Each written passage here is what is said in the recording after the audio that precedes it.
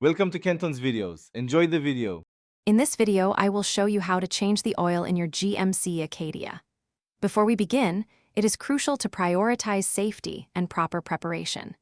Make sure you have all your tools and supplies ready, including new oil, a new filter, a drain pan, and a wrench.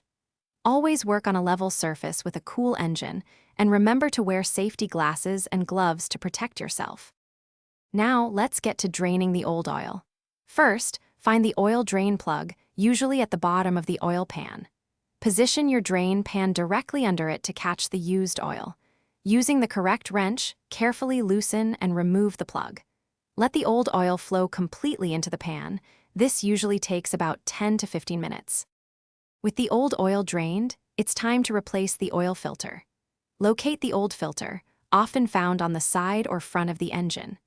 Use an oil filter wrench to carefully loosen and remove it, being mindful of any residual oil. Before installing the new filter, apply a thin film of fresh oil to its rubber gasket.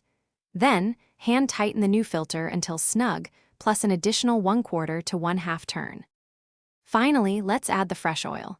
Reinstall the drain plug, tightening it firmly but without over-torquing.